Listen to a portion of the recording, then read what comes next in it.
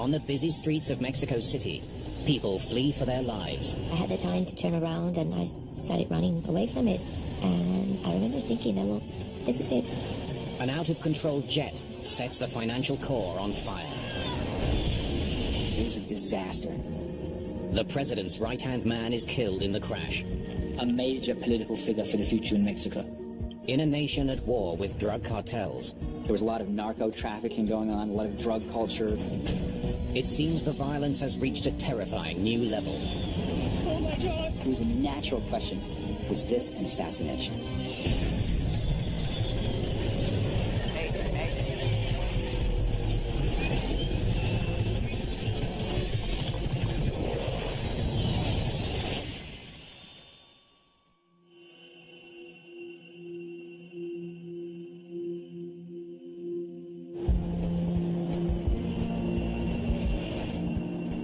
November the 4th, 2008. A Learjet 45 is cruising over central Mexico.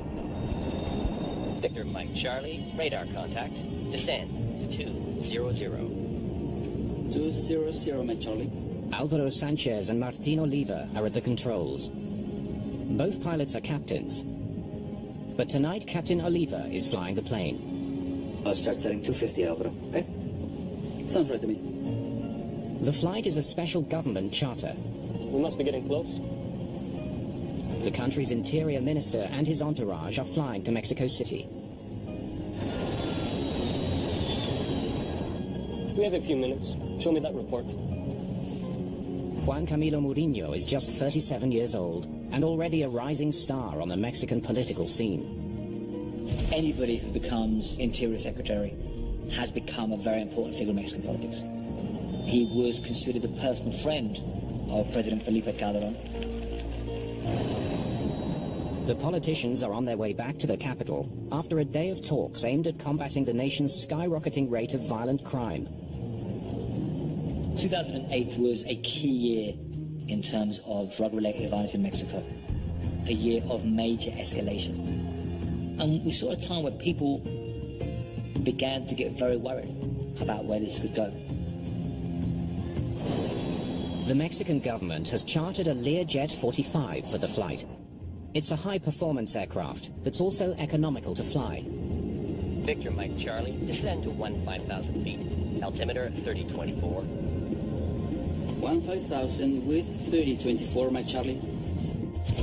When Bombardier designed this airplane, they designed it from the ground up and made it a lot more efficient. It's safer, it's easy to fly. It's very user-friendly, if you will. 1,000 feet until we level off. Thanks, Alvaro. As the Learjet nears the outskirts of Mexico City, the pilots prepare to land. Landing lights. Yep. Checked. The crew can see the aircraft ahead of them on the approach route. Look. They're all lined up in front of us. Just in time for rush hour. If you've ever looked out into the sky from the approach end of an airport, you see, it looks like a string of Christmas lights. Each light is a plane lined up one after the other, coming in a very steady, orderly approach. It's a busy international airport. It's the main airport for Mexico City, which is a huge city, so you have traffic from all over the world coming in there. Victor Mike Charlie, reduce your speed to 180 knots. Reducing speed to 180, Mike Charlie. The air traffic controller asks the Learjet crew to slow down to maintain their position in the lineup of planes. The approach to Mexico City requires a turn that's greater than 90 degrees. Things are coming at you fast. ATC telling you to turn this heading, maintain this speed, slow down to this speed. Should I blow the nozzle? No, leave it. Leave it for now. Tonight, Alvaro Sanchez is serving as something of a mentor. But we're about to level off, right? Yes. He's more experienced in the Learjet than Captain Oliva. There, speed stabilized. Okay. This is one of the busiest and most critical stages of any flight. Flaps down. Sanchez extends the flaps so he can further reduce their speed. Here, ATC is sequencing you, and they're basically telling you where to go, how fast to go, how high to go, how low to go, in order to sequence the traffic into the airport. Give me 8800, please. 8800. They're about 5.5 miles away, right over the heart of downtown Mexico City. Below them, Mexico City is a sprawling metropolis of 20 million people, with some of the worst traffic in the world. A sea of cars fills the downtown core.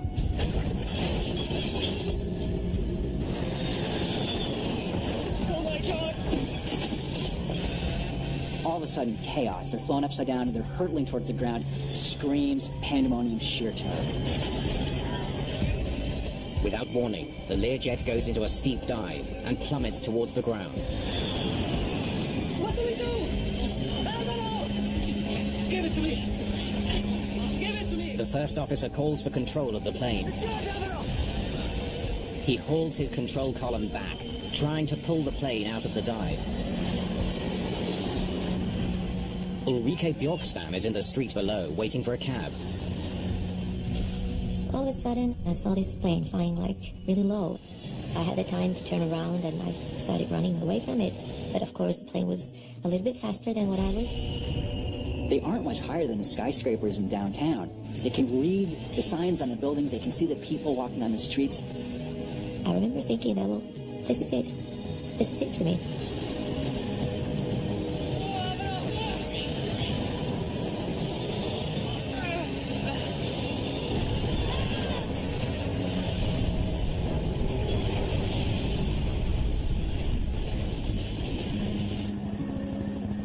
Learjet Victor Mike Charlie has devastated Mexico City's financial district.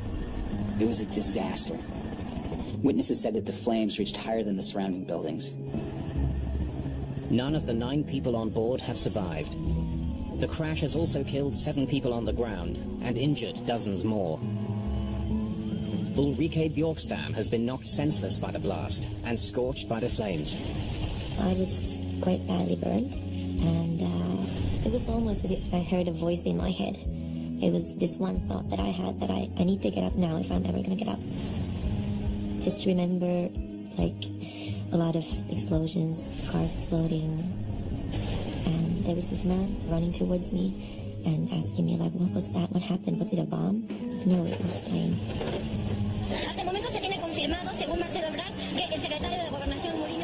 Mexico City is in chaos as crews battle to control the fire. The sudden loss of the Interior Minister leaves the country in shock and the government facing a potential crisis. There's immediate speculation that the crash is related to Mexico's war on drugs.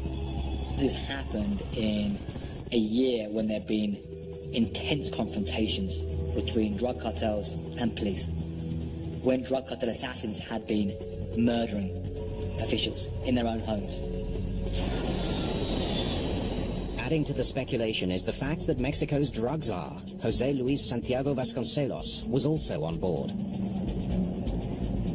He was on the front line of the legal action against drug cartels, which are very powerful in Mexico. So a very important job, a very high-pressure job. This crash had huge implications for Mexican politics. There were important people on this plane, so it was a natural question, was this an assassination?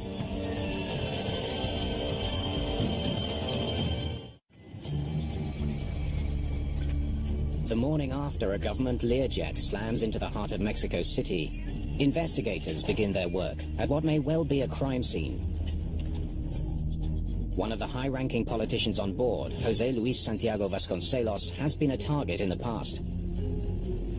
He had said there had been threats against him, and they discovered a plot to try and kill him.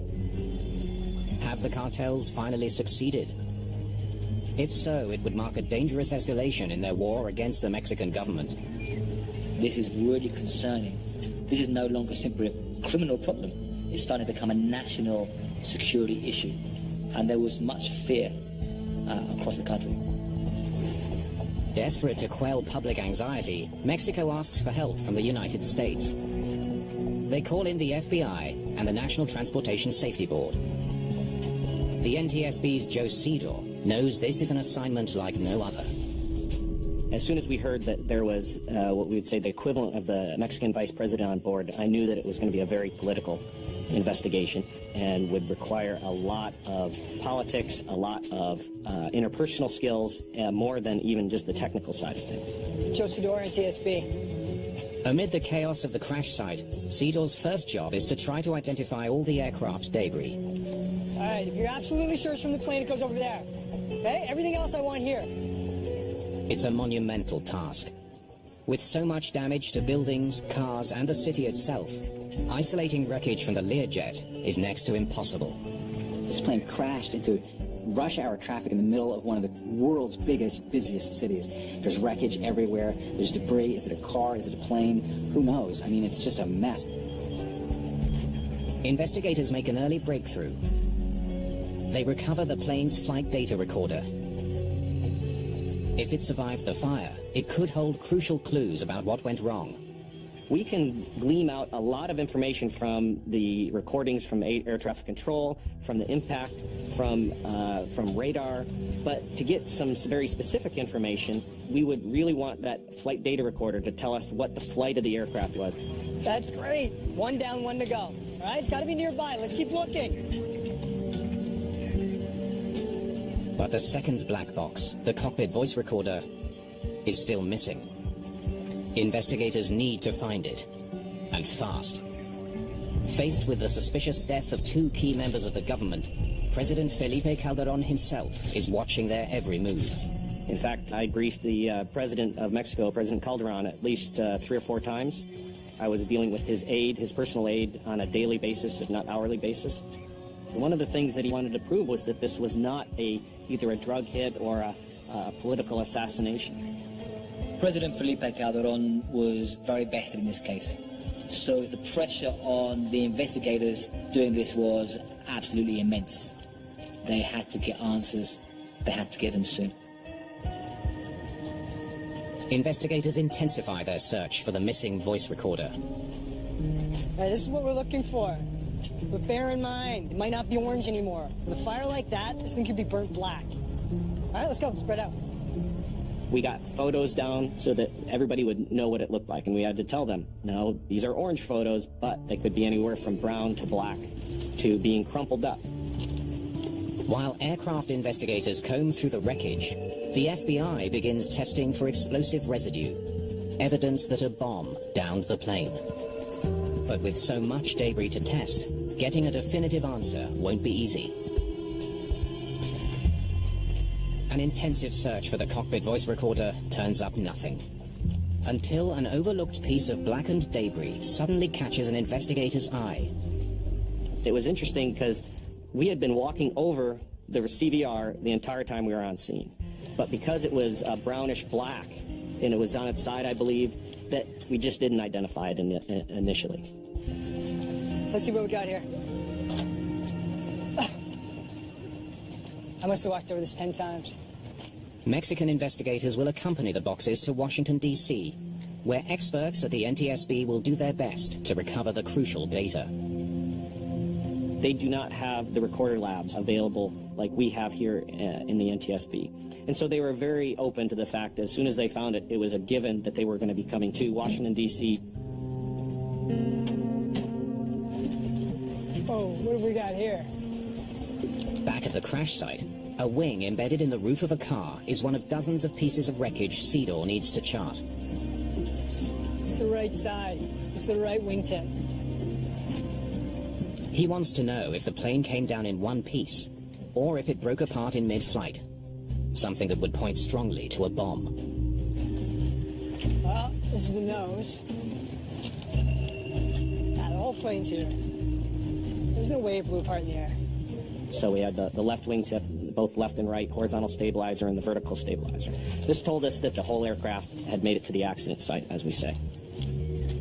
The fact that the debris was so tightly clustered together on the ground really was strong evidence against the notion of an in-flight explosion. Mexican and U.S. investigators breathe a collective sigh of relief. FBI test results confirm the finding. Yeah, I gotta go. All right, bye. There's no evidence of a bomb.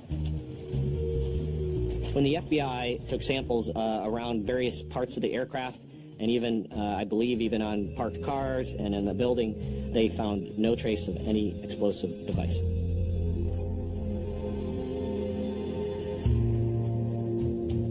But the way the wreckage has fallen does provide a puzzling detail about how the plane came down. Looks like the plane was heading west when they hit the ground. Flying away from the airport, that way. So why are they flying the wrong way?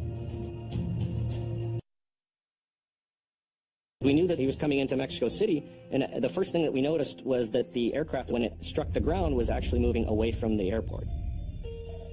The Learjet crashed into the heart of Mexico City at the height of rush hour. Investigators hoped to find somebody who saw something that might explain the odd flight path. So you didn't see it in the air at all? But they're out of luck. Witnesses can only describe the moment of impact and the terrifying aftermath. Nobody knew what had happened and what it was that exploded, because there were several explosions, I think, maybe 2 from the plane, and then of course all the cars. It was a very chaotic situation, a lot of panic in people's minds, like, what's going on?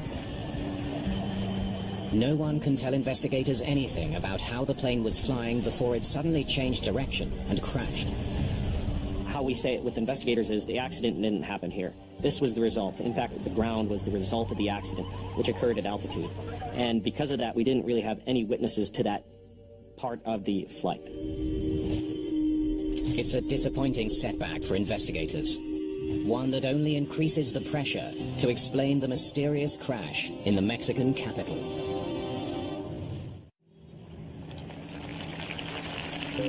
At a state funeral, the Mexican president honors the victims of an air disaster that set Mexico City ablaze and shook the nation to its core.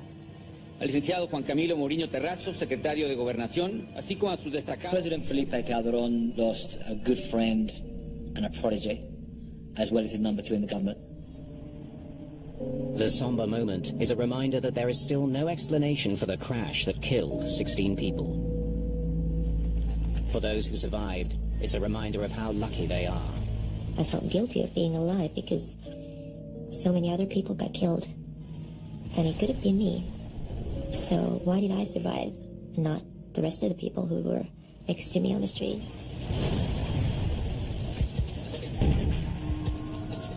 At the NTSB lab in Washington, D.C., all eyes are on the plane's flight data recorder, or FDR. It could hold vital clues, data that will explain exactly what happened in the last moments of the flight. Flight data recorders can hold up to several thousand streams of data at any time, and this includes everything from control inputs, control surfaces, speed, temperature, pressure, pretty much everything an investigator would want to look at. Technicians manage to download all the data, but investigators quickly realize it won't be any help in solving the crash. The information is more than 2 years old. The recorder stopped working long before the accident flight. It was very disappointing news to hear that we did not have any of the accident flight recording. Investigators need a new strategy if they hope ever to understand why the Learjet ended up flying the wrong way. They turned to security cameras mounted in and around Mexico City's financial district. One of the advantages of an urban environment for investigators is that there's a lot of cameras around. Yeah, one of these cameras must have been looking in the right direction. We just basically said, find every and all video that is available from every building around. It's a long shot, but there's a chance a camera may have captured images of the Learjet in flight. Witnesses, in their memory, are good, but they're not exact. Video, on the other hand, is very important to us, especially if we don't have any FDR data. Next. Cedar hopes the gamble will pay off. He scans through the video frame by frame, focusing on the critical seconds just before the crash. Next. Most of the cameras are aimed at the ground. Next. Too low to show the plane. And it would be, yep, okay, there's the flash, there's the aircraft hitting, and it was, again, we were saying, that's not the accident. We need to keep looking. Finally, a lucky break. Oh, hello there. A camera from a rooftop helicopter pad has captured a short glimpse of the flight just before impact. Can we enhance this one? You see the streak of the aircraft going down. And we were like, hey, we got something here. The video reveals that the plane went into an extremely steep dive and reversed course in mid-air. But it doesn't reveal what caused the plane to suddenly change direction. So 1 minute, They're under control heading towards the airport. And all of a sudden, they're in a dive heading away from the airport. I don't even know how you turn around that fast. We knew it was coming in this direction, and then all of a sudden, then the next thing we know, it's going in this direction. How does it get there? An airplane can't just automatically turn in flight and go down. So we had to determine what would actually have to happen in order to get that airplane in that position. Investigators wonder if there was something wrong with the plane's control surfaces. I guess if the spoilers were to fail just on one side, that could flip it. The rudder, ailerons and spoilers control the aircraft's movement through the air. A malfunction in one of them might have thrown the Learjet out of control. If you have a spoiler that comes up on one wing and not the other, it can create a rolling moment that would cause an upset. Investigators check the mechanism that moves the spoilers. They are hydraulically operated. So was there hydraulic problems with the aircraft? Spoilers were retracted, so that's not it. There's no sign of any malfunction, and none of the plane's spoilers were deployed at impact. They couldn't have caused the problem.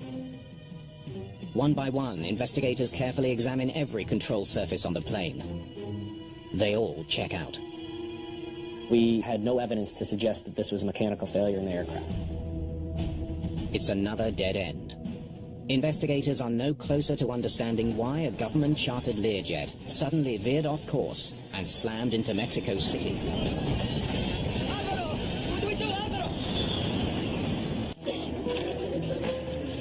Facing constant pressure from the highest levels in the Mexican government, investigators are running out of leads. They turn to what may be their last hope of understanding what brought down the Learjet.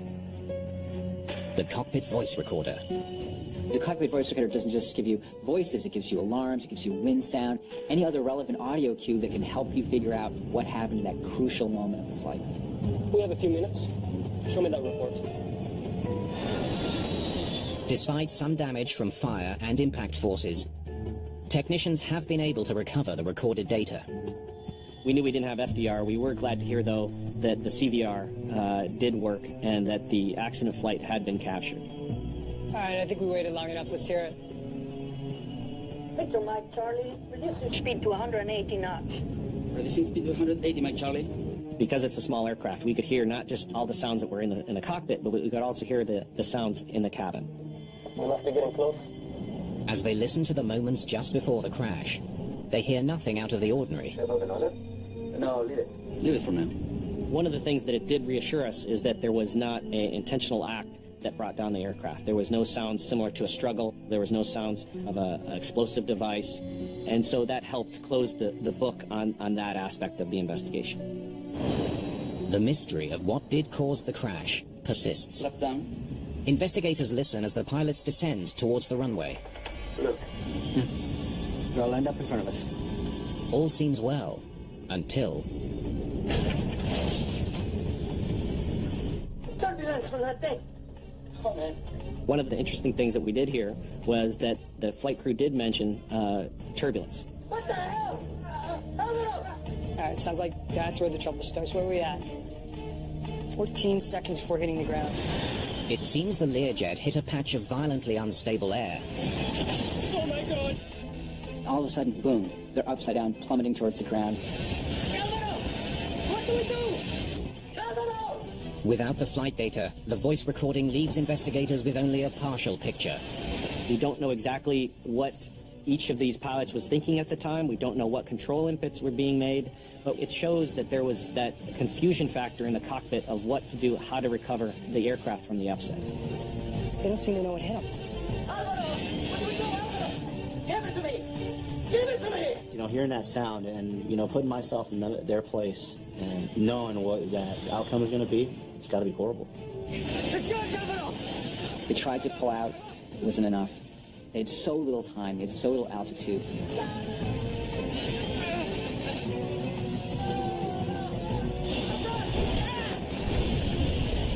We had a normal flight coming in, and then we had a loss of control relatively quick. There was no evidence of any mechanical failure. So what do you think? Wake turbulence? So we had to really look at the possibility of a wake turbulence event. Wake turbulence forms when the low-pressure air above the wing draws high-pressure air upwards, creating a swirling vortex that trails behind the aircraft as it flies. As a plane flies along, each of its wingtips is generating a tiny horizontal tornado called a wingtip vortex. The powerful vortices can linger in the air for minutes at a time, creating an invisible hazard for other aircraft. When a smaller plane flies into these rotating columns of air at low altitude, they can spin out of control and crash into the ground within seconds. It's recommended that aircraft flying on the same flight path should stay about 5 miles apart at all times. If they get too close, it can be deadly. Perhaps wake turbulence can explain what knocked the Mexican government Learjet out of the sky. Investigators need to know more about the aircraft's approach to the runway. They speak to the air traffic controller on duty that night. One of the air traffic controller's most crucial jobs is to separate those inbound planes, to keep them a safe distance apart so they don't get into each other's wake turbulence. The controller tells them he was busy that evening handling a lot of traffic. Victor, Mike Charlie, reduce your speed to 180 knots. Imagine it's rush hour. Planes are stacked up coming in from all over the country. This is the crunch time. This is when the air traffic controllers really earn their pay. Victor, Mike Charlie, please turn right and maintain 220 knots. Around 6:30 p.m., the controller slotted the chartered Learjet in behind a much larger aircraft. A Boeing 767 was flying its approach directly in front of the Lear 45. Just after rush hour. But there was a problem. The Lear 45 wasn't hitting the speeds needed to hold its position in the lineup. What a controller does is tell each aircraft how fast they should be going, if they should speed up, if they should slow down, and that it's very important for pilots to actually comply with each of those requests in order to maintain that separation. Victor, Mike Charlie, are you at 220 knots? The controller had to remind the crew to speed up to 220 knots when they joined the line of landing planes. Increasing speed right now. Just a few minutes later, the Learjet 45 was descending too quickly. First they were going too slow, then they were going too fast. It seems the crew wasn't paying close attention to the controller's instructions. Could that explain the crash? Did carelessness on the part of the pilots lead to a fatal error in the cockpit?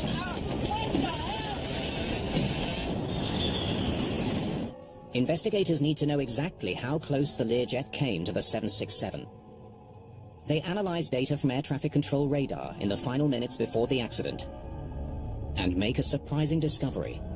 Separation is not ideal, but it shouldn't have been a problem.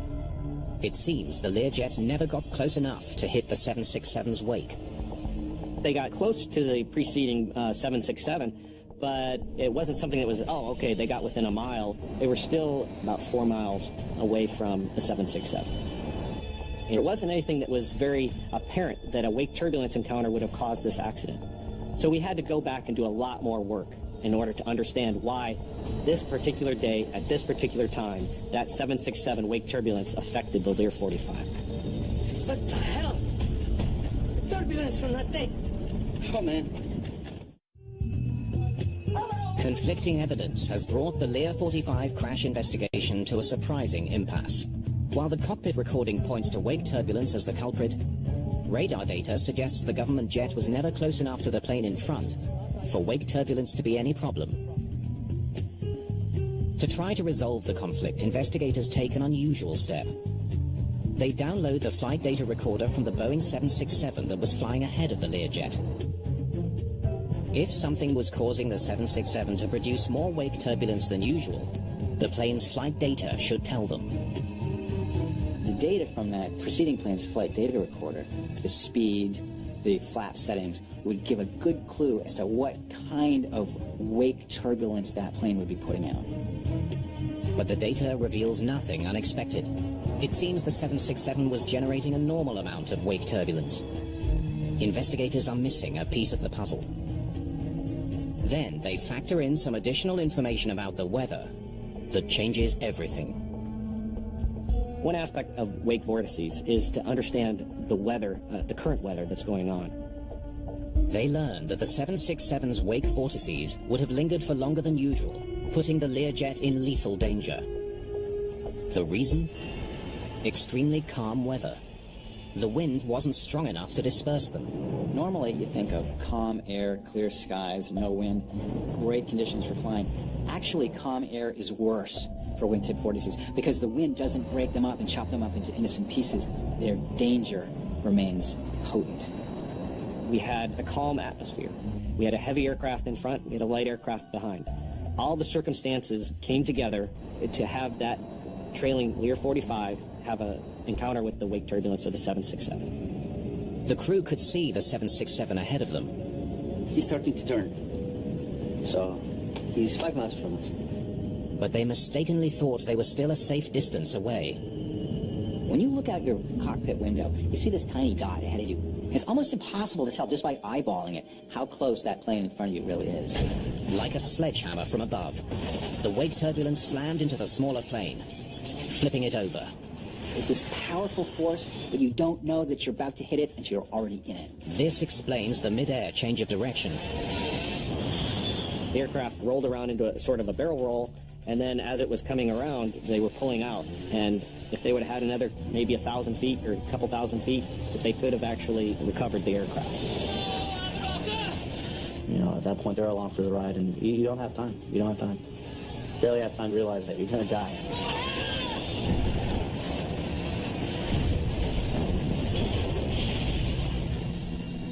Severe wake turbulence on a calm day now appears to be the likely cause of the crash. But something doesn't sit right with investigators. They wonder why a crew entrusted with flying top government officials didn't use more caution, especially given the calm winds that evening. Once the investigators realized that it most likely was a case of wake turbulence, the big question was, how did it creep up on the plane in front of it, close enough that it hit that wake turbulence? The key to a successful descent is reducing the plane's speed and altitude in a controlled way.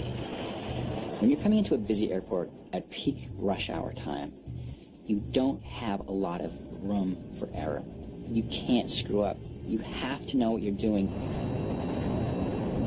The 767 is coming down, nice and steady. Now, look at the Lear. The comparison of the 767's final descent with that of the Lear 45 reveals two different piloting techniques. Should I call the nose up? No, leave it. Leave it for now. They are using a stepped approach. The Learjet descends unevenly in a series of steps, speeding downward to lose altitude, then leveling off to slow down. The 767 ahead of them is descending on a steady slope towards the runway. If a pilot's really in control of his airplane, he can lose altitude and lose speed at the same time. If he's not really in control, he'll focus on one or the other. The Learjet pilots didn't successfully control either their speed or their altitude. There, speed stabilized. Okay. They flew too fast towards the plane ahead and dropped down too far. Flap down. Right into the deadly vortex. If they had stepped down and maintained the airspeeds that were requested of them by air traffic control, then this approach would have gone without a hitch. Oh my God!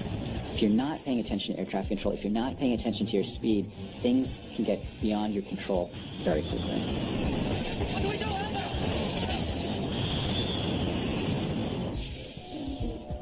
Let's hear it again, please.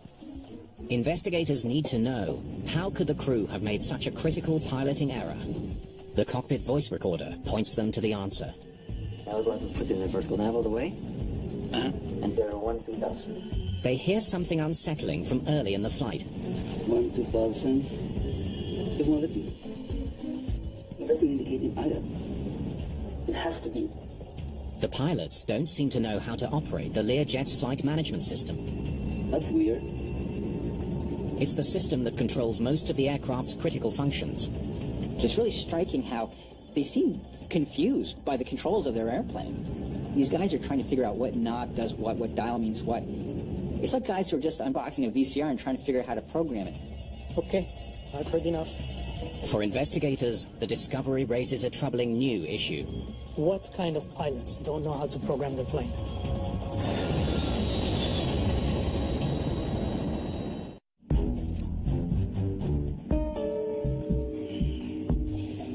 All right, see what we have in these two. Investigators dig into the work records of the two Learjet pilots. They're looking for anything that could account for the pilot's lack of proficiency in the cockpit. What the hell? They come across discrepancies in the pilot's certification for the aircraft. Missing signatures. When you look at the paperwork for the type certification for the Learjet 45, for both the pilot and the co-pilot, there were signatures missing, there were forms missing. It seemed that something was very fishy about how these guys got their type certification. When they try to track down Captain Oliva's flight instructor, Let me guess. No sign of the instructor. they find no proof that any training took place. We were very surprised to hear that this was happening at such a high level in the government, where it's not the president, but it's the equivalent of the vice president that's flying around with pilots that have very questionable training and backgrounds. Investigators dig for further irregularities. They study Captain Oliva's logbook, where he kept a record of all his flights. Can you call the flight school? They contact the flight school where Captain Oliva trained. They learn that many of the training flights he claimed to have made never took place. The flight school that provided that information definitely found that there were some issues with his command of the aircraft. Investigators reach a shocking conclusion. The pilot in command of a Mexican government Learjet was a fraud. It's pretty mind-boggling that a pilot would fake his own credentials. This is a plane that you're flying. You're in it. Your life is at stake, too. You'd think you would want to have the proper credentials to fly an airplane. These guys were totally faking it. The truth about Alvaro Sanchez and his qualifications is equally shocking. His claims to be a member of a Learjet 45 training team and an instructor are also proved false. These are people who clearly were enamored of the convenience of cutting corners, taking advantage of some corruption somehow to fly a plane that they had no business being in, let alone flying. We must be getting close. It was their own fraud and deception that ultimately led the pilots into a situation they simply couldn't handle. Sure, probably knows that. No, leave it. Leave it for now. They found themselves piloting a powerful jet they didn't know how to control during a demanding descent in high-risk conditions. It all added up to a fatal outcome.